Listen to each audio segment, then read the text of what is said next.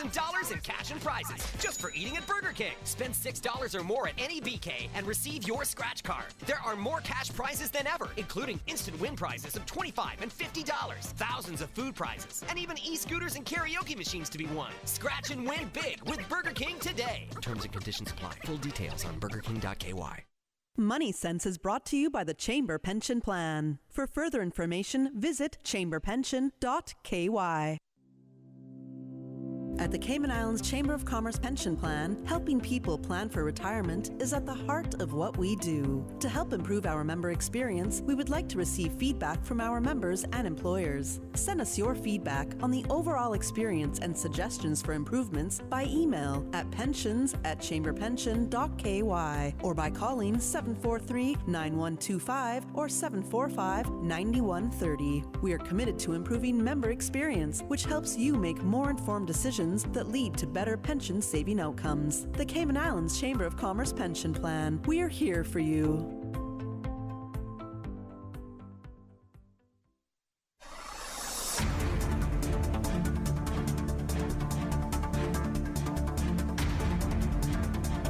Live from Radio Cayman Studio, this is Money Sense, bringing an informed financial perspective to the Cayman community.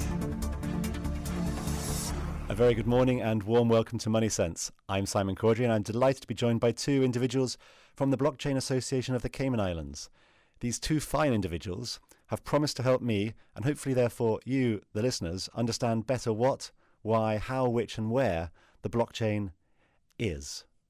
Perhaps a bit of grammar that I need to work on that intro.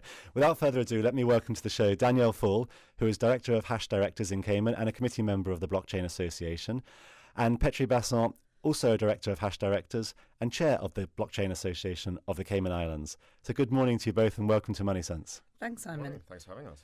Well, perhaps we can start at the very beginning, as every good sort of storybook should. For those who have deliberately kept their knowledge low or have been hiding under the proverbial rock or wish they knew more or have had a sense of regret about not knowing more because of some of the spectacular movements in certain assets, shall we say. Just give us a bit of background. What exactly is blockchain? Why does it exist? What's the purpose? Just sort of a brief history of it, basically. It sounds like an easy question, but probably a very hard question. So if we take it to the beginning, people have been working on ways to create electronic money for ages. Our current money system is already very electronic. We all use our credit cards, electronic banking, etc. But people wanted to create something that is independent of banks, so you don't have central parties that control everything that could potentially fail, where everyone can work and transfer money between each other. The main challenge initially was that you have the copy-paste issue. You know, if it's electronic money, why can't I just copy-paste it? Mm-hmm. That's why at the moment you've got central banks and central authorities. And people were working on this problem for years. It's been since the 1980s that they've been working on it. And then in 2019 or 2008, there was someone called Satoshi, and he published... Oh, this mysterious figure. Exactly. So someone or a group, don't know yet. No one knows exactly who it was, but they published this white paper called the Bitcoin White Paper that suggested a solution. And what that solution was a ledger. And for those people, this is basic accounting type ledger where you've got information, so transactions between individuals. And then it used cryptography to secure that ledger and then distribute it amongst a very large group of people. So now you've got multiple different people maintaining this record of information, and all of these people have to agree on something before the transaction actually happens. So he solved that issue of creating money that isn't just easy copy-paste and I can create more of it, and he also created the economics behind it. But blockchain, as I understand it, doesn't necessarily need to be associated with money as such. It's a record, a secure record of something. Mm-hmm. So a lot of people's understanding as well, when they hear blockchain, they think of all these coins that exist on various exchanges and the rapid and wild movements and gyrations of those. But there are actually other reasons that this was created as well. It's a, as you say, a ledger of things that have happened. So some shipping companies are using it for tracking goods and services. So, well, I guess what the question is, what's it currently being used for in sort of real world applications? Mm-hmm. So we all see some of these coins that are trading and wild, as I say, the wild gyrations. But there are actual use cases, aren't there? So perhaps we can just try and help understand some of those, as well as understanding the element of what Bitcoin is. I mean, Well, well, that's a great thing about blockchain. It doesn't only, the only utility is not only a currency. There's other things you can do with it as well. There's this lovely thing called the NFT as well. So even... Well, you're going to have to explain an acronym now. NFT, go on. So NFT is a non-fungible token. So basically you can create a very expensive artwork or digital copy of a very expensive artwork, for instance, and then that is a digital artwork that you only have one copy of that digital artwork for. You don't have multiple. Like Bitcoin, you have multiple copies of. For a house, per se, if you want to tokenize a house or tokenize an asset, there's only one of my houses. I don't know about yours or how they built it, but there's only one. So I can create a digital token for my house that I can sell digitally as well. And you can short that a little bit, and like different people can buy one house now. So now you can group fund for certain assets. So a new thing in the blockchain industry that's really taking off is real world assets, and it's the tokenization of real world assets. So now what we're seeing is, and the utility behind it is, they're tokenizing all these real world things. They're getting real world funds now. So even shares and anything that usually has been traded before, now you can trade that on the blockchain. You can tokenize houses, you can tokenize artwork, you can have a digital representation for so many things, and there's lots of other utilities as well that we can speak to. I can see a scenario where anyone who's tried to buy a house in Cayman, and let's not just pick on Cayman, almost anywhere in the world, it's a very inefficient, slow process. There's a lot of paperwork involved. If you've got an electronic record which is immutable and not subject to any dispute, being able to transfer that simply and efficiently would be far more efficient than our current system, to put it politely. On the other hand, there are issues, as I've read about them or as people have talked about them, in terms of being able to do volume of transactions. So the blockchain requires everybody on that system to agree to the transaction. So if you're doing a house transaction, which you may trade once every 5, 10, 15 years, people don't move every hour, every day, it sort of seems like it would work. But something that is much more frequent has power consumption issues associated with it, doesn't it? So how do we get over that problem in this industry? I think it might be useful to almost take a step back, because I think people are probably listening to this and saying, well, the current system works. Why would we be interested in this? Well, in some cases it doesn't. It works like a in house some transaction, cases. maybe not. So I think when you're looking at this, this is a very good solution for the world we live in, which is 24/7. I mean, everyone's online. So the transactions can happen internationally. At the moment, if I'm sending a wire internationally, depending on which bank you're with, it costs you an arm and a leg, and it probably takes 2 to 3 days to get there. The transactions are also transparent, so everyone can see it on the blockchain. It's not your name there, but the address that you control. So there's a lot of transparency. You can look at the system, and something like the 2008 crisis, where people were investing in things they didn't understand what they were really investing in, wouldn't happen because there's transparency. And then to your point, sort of the speed of it, you have sort of different chains. So Bitcoin is notoriously slow. Bitcoin takes 10 minutes for a transaction to finally confirm. But Bitcoin was created for that goal. It's almost, the true source. It's very slow, very secure. But what you've seen is people have innovated. So what they've created now is what's called layer 2s. So it's a chain that's built on top of that base layer. Most of it is built on top of Ethereum, which is just another blockchain. But those layer 2s are much cheaper and much quicker to perform transactions. So I think what you'll see is you'll have different chains for different use cases eventually, but they can all speak with each other, and you can sort of work between them. So if I want to use my house and to get a micro loan, you can start doing those kinds of things, and all of the information is transparent and it's very quick and easy. I guess one of the criticisms historically of Bitcoin or the blockchain has been the inefficiency of it, in the sense it's slow, and it hasn't therefore developed a huge number of real world use cases. You've got people trading Bitcoin because they have the expectation it's going to go up, I presume, but it hasn't led into everyday use cases. So we're not inundated as we go about our daily lives with people using blockchains for things. But what you're saying is that there's been some evolution, there's been some innovation, and that's more likely to start happening now because of new ideas. These layer 2 you're talking about. Is that broadly where the argument is? I think with any technology, if you think back to the internet, in the beginning there is a small group of adoption, and then it sort of scales to a point where you don't even know that you're using, whatever the protocol underneath it is. So I think in the ideal world, people are using blockchains and they don't even know that they're using them.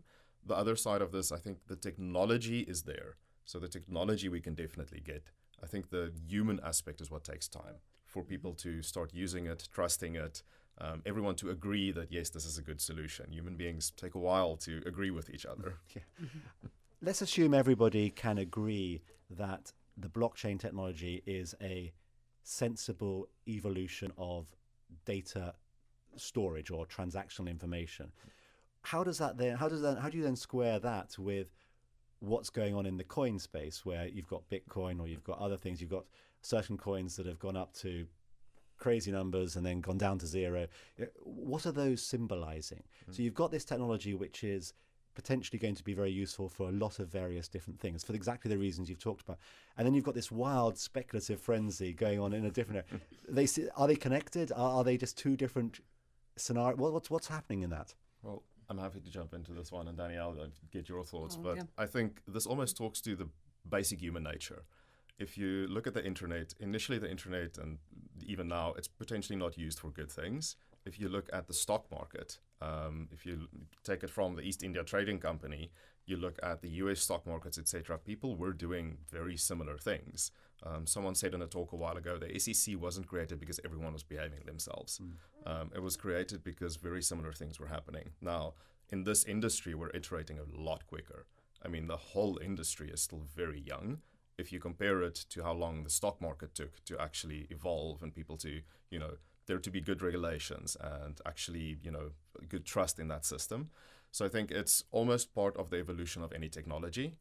People will speculate, they'll use it for a lot of things, and over time it'll mature and you'll get to a very mature state like where we are now. But I guess maybe Danielle, you can answer this in a sense, but if I go out and buy a coin, which I goodness knows I'm not going to pick on one because I'll have thousands of people hate me because it'll be their favorite one, right? So coin A, shall we say, but it's got no association to any useful real world use case. It seems to be a purely speculative tool, and there's lots of people who are very often issuing these for what seems so. How do people justify buying these things or owning these things if there is no fundamental use case associated with it? Well, Simon, you said it. It's speculative. So there's a big opportunity to make money off of these, or potentially lose money off of these as well. So are we talking tulips in Amsterdam then? Because that's what people were speculating on, something that they weren't producing the things. There were just not enough of them, but the price was continuing to go up. Yeah, it's where you put your money. It's the economics behind it. It's supply and demand, and that's what creates the price. And sometimes you see what we call whales, guys with a lot of money pushing it into these projects, and then the price does go up. So it looks like it's doing well, but we know, if you do your research, that there's not a lot of backing behind a certain coin. So potentially there is the potential for the price to go down again. So it's speculative. So I would just recommend, whatever you put your money in, just do a little bit of research on what's backing that token or that coin before you just drop your money into something that's growing a lot. But human nature is, to misquote terribly the Wall Street movie, greed is what drives human nature in many respects. And so people see something going up 50%, the next month 50%. There's a desire to, I must join in this frenzy, and we're drawn to this almost out of excitement, perhaps out of emotional need for something that we're not otherwise getting. That's very difficult as humans to sort of step back and do that dispassionate analysis and go, well, there's nothing really there. Whereas when you're buying, perhaps say stocks and shares, you at least can see what the company is manufacturing or what the company is selling. So it's much, but these things are driven by so much more frenzy in some respects. Well, I mean, let's look at Elon Musk. He is boosting a specific meme coin as well, and a lot of people have bought that meme coin. I did not specifically buy that one. It is a very popular coin for multiple reasons, and it is going around in the media, but it doesn't mean that there's a lot of utility or anything behind it. So, don't always invest in what you read. As a sort of layperson listening to this and thinking about perhaps wanting to dabble in making investment, how do you understand or define the utility behind something when you're doing that analysis? What is it one should be looking for to answer the question, is there utility behind this? Mm-hmm. Well, I mean, there's a lot of projects that we work with, and this is an entirely another concept as well. They're called DAOs, for instance. So you're throwing another acronym at us. Go on. We won't go too much into this, but it basically stands for a decentralized autonomous organization. So all we can see this as is basically a community of people building something and having a common goal to build something or build utility. So a lot of these projects have a very clear understanding of what they wanted to achieve. And if you're part of those communities, you can go and read up and see what is built and like see what their white paper says and see what they want to achieve. And by doing that, you can actually see what the project is building. Now, you have to monitor it quite a bit to actually see, the progress, how far it is. And you will see the more distributed a project is, which means the more people that owns the token, probably a good sign of a better project, because the more people saw value in investing in that type of project. So potentially looking at how many people owns these tokens, holds these coins, and then looking at the actual white paper. A white paper is basically a thesis of the idea behind the project. Reading that, understanding kind of what they want to build. Maybe, Pietri, you can add to that. I think the one thing in this industry which is potentially different to other industries is the availability of information. So if you go to the website and you can see the team, you can see if they're anonymous. There are different communities on Telegram, on Discord, which are just chat apps where people can have a conversation. But the flip side is what Danielle is referring to, is you can on the blockchain see exactly who holds which assets and how they're moving. So if you can see that there's one big wallet that holds the majority of these tokens and they're just selling the whole time, you need to sort of ask your question, why are they doing this? Which in public markets and traditional economy, you can't see that. That transparency isn't there. Someone might actually be, selling all of their tokens because they know this is not going anywhere and you'd never know about it. In this industry, it's very transparent, but to Danielle's point, in the end, it's your money and you're responsible for it. So you can get all of that information, but you need to just go look for it. Okay, well, we're going to take a short break, but I'm going to come back to this point because I think it's a very valid and important point, which is you mentioned, Petri, earlier that this industry is accelerating rapidly, faster than traditional finance has. And it very soon will be in the realms of traditional finance type of regulation. It's looking to be in that space. So I want to talk after the break about where we are in a regulatory landscape, because at the moment it's very much consumers beware, do your own research. Now that's the case in any investment asset, one should say, but in some assets, in some asset classes, there are also regulatory guardrails to keep people within certain boundaries. So we'll take a quick break and rejoin us, and we'll continue our conversation on the blockchain.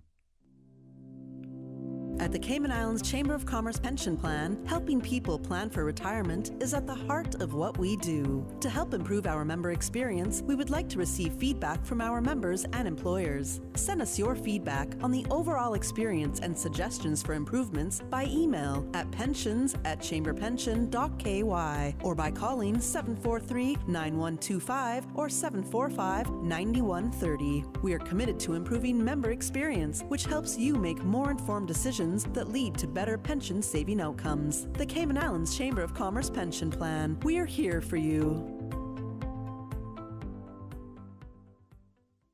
This is Money Sense, bringing an informed financial perspective to the Cayman community. Brought to you by the CFA Society Cayman Islands. And now, more Money Sense. Welcome back to Money Sense, where I'm joined by Danielle Fall and Petri Vasson, and we're discussing blockchain, crypto, and all connected things.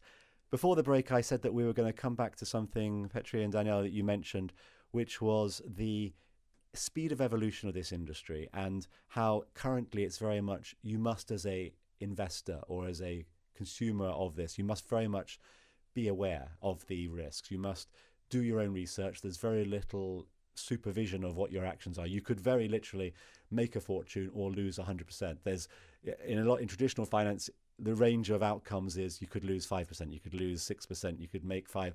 That's not often the case here. It's very much an all or nothing. But there is regulation coming down the pipeline. There is regulation in various countries. So how open to regulation is this industry generally? Cayman obviously is introducing certain regulation. Is it something that the industry wants, or would the industry say, well, regulation hasn't necessarily done a great job for traditional finance? Why is it useful in our space? Well, what's the mood in your industry? I think generally whenever we're talking to clients working with different teams, everyone wants to be compliant. You don't have a lot of people saying, I just want to, skirt all the regulations, not do anything. But it needs to be a right size fit. This industry moves very quickly. It is innovating very quickly. And there are ideas and concepts that have been created here that aren't really addressed in traditional regulations. So I think that's where the speed of the industry is a challenge.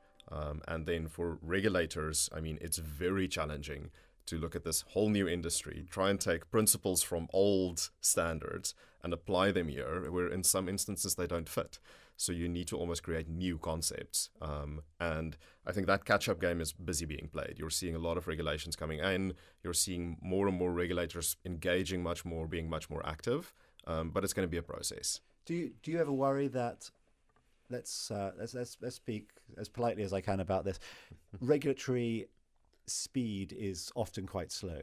Regulators are slow to change their understanding, their learnings, their application of certain things for potentially good reasons.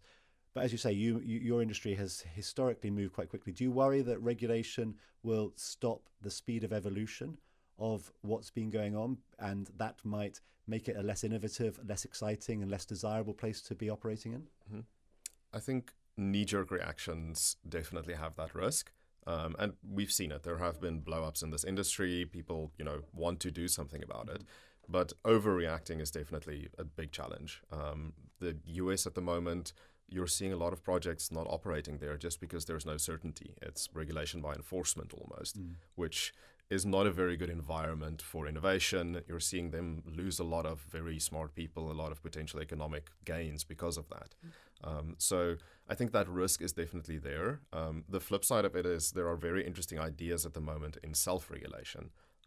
Recently read a very good white paper by someone where they were talking about how can this industry self-regulate. Because of that transparency of transactions, you can start doing that, where you're saying this address has been identified with a hack and you've seen it multiple times before, where someone will steal funds and that information will sort of go throughout the network between different exchanges, everyone else that are working in the industry, and it becomes almost impossible for that individual to convert those assets. Because wherever they send it, the funds just get frozen because the exchanges don't want to be selling frozen assets. So I think the self-regulatory possibility in this industry is also very big. The industry. Look, I'm not picking on the Bitcoin or crypto industry by saying this, but it's fair to say, because traditional finance has had its fair share of nefarious actors, shall we put it that way. But your industry's managed to hit the jackpot in recent years in terms of finding the biggest fraudsters around there. We had Madoff in traditional finance a number of years ago, and we've had others since. But FTX was hardly a beaming light of encouraging people to think about investing. And there are many other smaller firms which have done a pretty poor job of looking after the very basics, just being honest about where clients are. How do you overcome that sort of problem? Because people just say, I imagine people say to you, well, but look what happened in the Bahamas. Look what happened there. Why should I? Why is Cayman a jurisdiction that's remotely capable of operating a sensible environment when the Bahamas just blew up and almost took down everyone in this industry? Yeah, I think especially with those kinds of things, last year or the last 2 years was a really good example to see in this industry, risk management wasn't done very well. You saw quite a few big entities folding. I think the other thing over here is to understand the nature of the industry. You get centralized parties, where a centralized party is controlling all of your assets, and they can do with those assets what you want. The other innovation in this industry is where you create you can have an exchange because you're using the FTX example, where all of that is done via a smart contract. And they call that non-custodial. So there isn't a custodian actually holding your assets. There's a smart contract that operates in a set manner and you can take your assets off. You control your assets at any point in time. So that's a very innovative approach. Where This leads me. I think you're absolutely right in that it's an evolution of where the custodial system, with its inefficiencies, it's worked because of all the regulation. But you do then have the sometimes hilarious example. There's one I think in Wales, where there's a gentleman or lady who accidentally threw away a flash drive, and there's this dump in Wales which they're desperately trying to get the government to excavate so they can try and find this thing. So if you don't have a custodial exchange which has some record, you've got to take a lot of care with the tiniest of tiny things sometimes, these flash drives, and if you lose it, everything's gone, right? I think, and that's where it's exciting, because you're seeing Well, that's one way of innovation. describing it, exciting. Well, no, you're seeing a lot of innovation in Terrifying. that space where you've got certain places now where with your email address and password, you create your private key, which is pretty much your wallet that you store everything in. And that creates something where you have known things that you control and you can potentially recover it. There are projects working on biometrics, for example, where you can use your biometrics and it's associated with that and you can recover it. So I think that's another aspect of that innovation. We've seen, yes, this is an issue. I always say I wouldn't want my mom to use this. I'd be very afraid that she's going to lose I'm pretty everything. sure my mum couldn't use it, so that's a different problem. But we're seeing innovation. There's new solutions. I'm not going to get into the cryptography, etc. But there are very good solutions being built now exactly to solve that issue.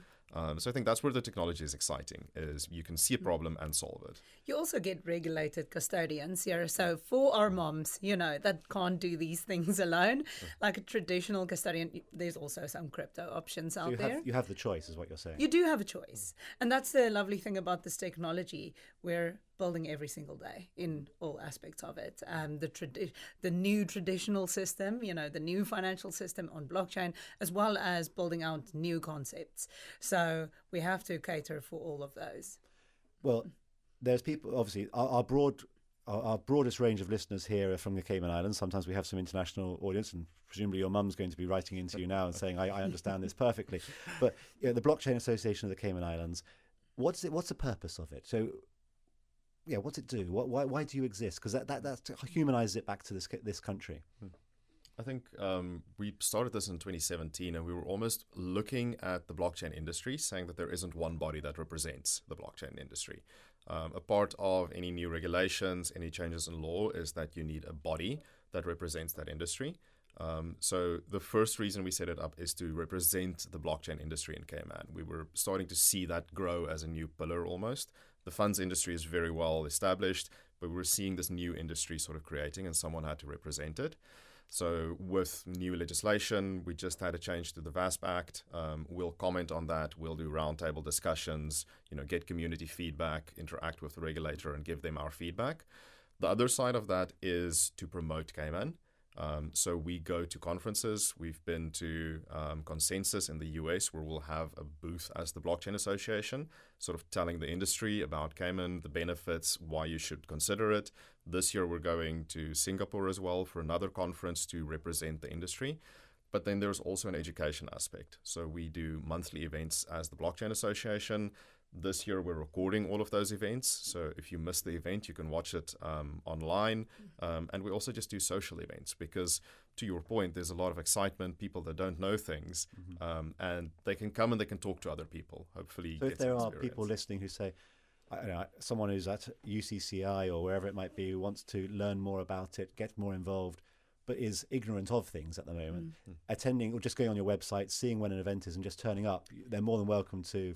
Yeah, so on our website, when you go to the main page, you can actually subscribe to the mailing list. And once you're on the mailing list, you'll get email for all the events, right? So if we have an open event to the community, you'll get an email for that. And then once you get an email, it's open to join for anybody. As Beatrice said, it's very educational types of events, and we welcome the community to come in and just to learn about the technology and the blockchain. And then I created it's quite an intimidating industry. So there being a organization where a regular human, I'm not suggesting you're not regular, but a regular human who doesn't understand this can go to speak to people who are in this industry in order to bend their ear and learn about it is probably quite a helpful thing, I imagine. Absolutely. We see a lot of newcomers with every single event that we do. There's a lot of turnaround and new people coming. And then for women specifically, we created Women in Blockchain. So that is for women that doesn't always feel comfortable, sticking up their hand or asking a question. Then Around it's all more... these geeks, is that what we're pointing at? Then there's a secure environment where you can just ask your questions and learn as well independently. Are there questions? I mean, when you think about this, it seems such an imposing industry because of the acronyms. You've mentioned a few. Is it how easy is it to learn the basics? Imagine someone who's saying, "Oh, I'm quite interested, but I'm intimidated because of this, that, or the other." How easy is it to learn those basics? Well, I mean, the younger generation loves YouTube, and I would say that is a very good tool. Actually, go on YouTube, watch a couple of the videos on the terminology and what things are. There's some very good explanatory videos out there, and once you understand the basic concepts of it, most of it's just words. That means the same thing as traditional words does. It's just a little bit different. And once you understand that, you'll be in the community, and you'll absolutely understand what's going on.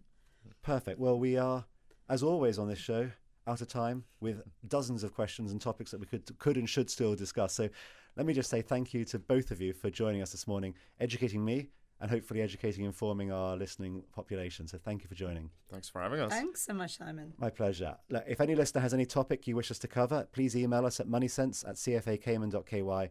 With all that said, just remains for me to thank you for tuning in, devoting some of your morning to our show, and please do rejoin us in 2 weeks' time. Money Sense is brought to you by the Chamber Pension Plan. For further information, visit chamberpension.ky. At the Cayman Islands Chamber of Commerce Pension Plan, helping people plan for retirement is at the heart of what we do. To help improve our member experience, we would like to receive feedback from our members and employers. Send us your feedback on the overall experience and suggestions for improvements by email at pensions@chamberpension.ky or by calling 743-9125 or 745-9130. We are committed to improving member experience, which helps you make more informed decisions that lead to better pension saving outcomes. The Cayman Islands Chamber of Commerce Pension Plan. We are here for you.